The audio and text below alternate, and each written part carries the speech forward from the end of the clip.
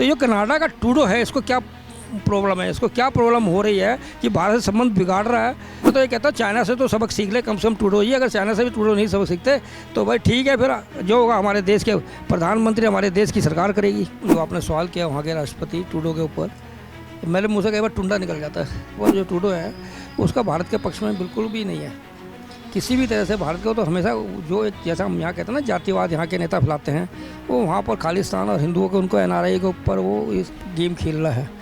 अब जैसे वीज़ा पे वो रोक लगा रहा है तो ये रोक लगाना कोई ठीक बात नहीं है। लोग तो वीज़ा खोल रहे हैं, आने जाने का रास्ता खोल रहे हैं।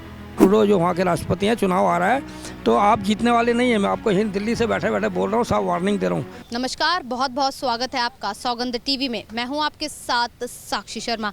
और भारत कनाडा विवाद पर अब एक और चीज़ सामने आई है, और ऐसे में जो खालिस्तानियों की वजह से जो वहां के हिंदू लोग हैं और हिंदू आस्था पर जो आहत पहुंची है, उसको लेकर ट्रूडो ने अब वीज़ा पर ही पाबंदी लगा दी है। और ऐसे में जो वहाँ कैनेडियंस, जो हिंदू कैनेडियन एनआरआई बोल सकते हैं उन्हें, उन पर भी अब काफ़ी दिक्कतें सामने आ रही। तो ऐसे में अब जनता से जानेंगे कि आखिर उनका क्या कहना है इस मामले पर।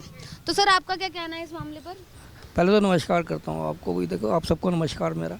जो कनाडा का जो आपने सवाल किया वहाँ के राष्ट्रपति ट्रूडो के ऊपर, मेरे मुँह से कई बार टुंडा निकल जाता है, ठीक है ना। इसको थोड़ा बुरा मत मानिएगा आप लोग। अब शब्द बोलना नहीं चाहता, निकल जाता है। पर जो ट्रूडो है उसका भारत के पक्ष में बिल्कुल भी नहीं है किसी भी तरह से। भारत को तो हमेशा जो एक जैसा हम यहाँ कहते हैं ना जातिवाद यहाँ के नेता फैलाते हैं, वो वहाँ पर खालिस्तान और हिंदुओं के उनको एनआरआई के ऊपर वो इस गेम खेल रहा है। क्योंकि वहाँ उनकी तादाद ज़्यादा है और वो बहुत पुराने लोग वहाँ पर गए भी हुए हैं, यहाँ से भी कई लोग गए हुए हैं। तो इसलिए वो क्या करना चाहते हैं, एक वोट बैंक के चक्कर में, ट्रूडो भी अपने वोट बैंक के चक्कर में है, उनको खुश करना चाहता है। पर भारत से संबंध बिगाड़ना चाहता है ट्रूडो। तो मैं कहता हूँ ये ठीक नहीं है। हमारे तो विदेश मंत्री ने भी साफ साफ कह दिया है, देश के प्रधानमंत्री ने उनको साफ साफ चेतावनी दे दी है।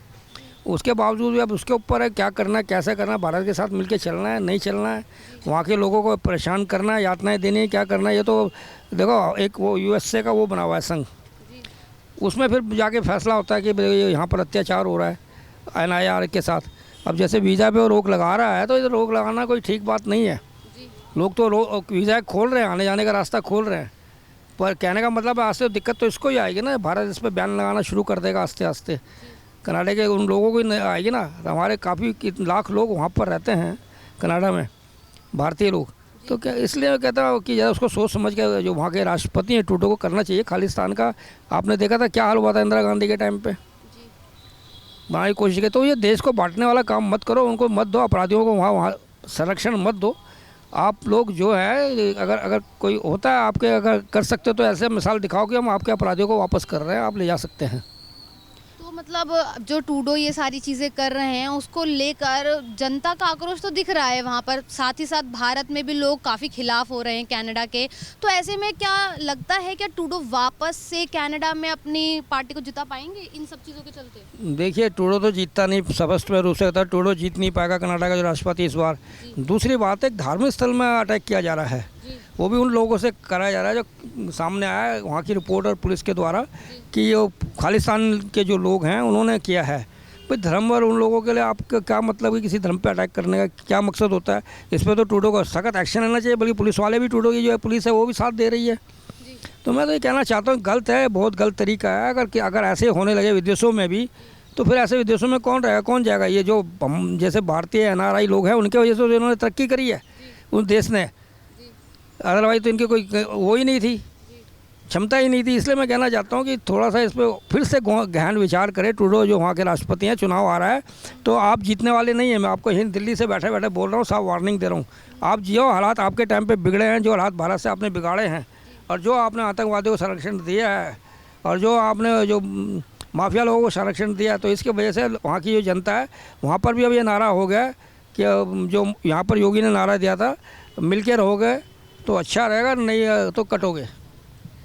भारत कनाडा विवाद काफ़ी लंबे समय से जारी है, मतलब काफ़ी लंबे समय से भारत और कनाडा के बीच कुछ ना कुछ अनबन देखने को मिल ही रही है। मतलब हालांकि इतनी सब चीज़ों के बाद भारत हर जगह अपने संबंध स्थापित कर रहा है, देश भर में विदेशों में जाकर अपनी रिलेशनशिप को स्ट्रॉन्ग कर रहा है, लेकिन कनाडा के साथ ऐसा क्या दिक्कतें आ रही हैं जो बार बार कनाडा की तरफ से ऐसी गतिविधियाँ देखने को मिलती देखो, आपके सामने बताना चाहता हूँ, थोड़ा टूडो इंडिया भी आए थे जी जो 20 का हुआ था यहाँ प्रोग्राम, मोदी जी ने किया था भारतवर्ष में, तो आए थे, बहुत सम्मान दिया था उनको, बहुत क्या था, अच्छा दोस्ताना बर्ताव हुआ था। पर ये थोड़ी पता कि वो वापस कनाडा जाके वो खालिस्तानियों का साथ देंगे, अपना रंग बदल लेंगे। खालिस्तान से वो जीत नहीं सकते वहाँ पर। दूसरी बात है, जो संबंध इतने पुराने चले आ रहे हैं, तो क्या कहने का मतलब, ये तो वहाँ के राष्ट्रपति और वहाँ के प्रशासन के ऊपर डिपेंड करता है ना। कई बार तो भारत ने अपने राजनयिक को वापस बुला लिए, उनके राजनयिकों को बाहर का रास्ता दिखा दिया, तो ये अच्छा नहीं लगता। किसी पूरे देश में, पूरे वर्ल्ड में इसका मैसेज गलत जाता है। धन्यवाद आपका। आपका भी धन्यवाद। तो सुना आप सभी ने कि कैसे जो ट्रूडो बार बार ये चीज़ें कर रहे हैं, इससे वो अपने डिप्लोमेटिक रिश्ते ख़राब कर रहे हैं, चाहे वो भारत से हो या किसी अन्य देश से। ये साफ तौर पर दिखाया और दर्शाया जा रहा है कि वो एक संबंध को स्थापित करने में कितने कमज़ोर हैं। बाकी ऐसी तमाम अपडेट्स के लिए बने रहें सौगंध टीवी के साथ। आप देख रहे हैं सौगंध टीवी, सौगंध वतन की।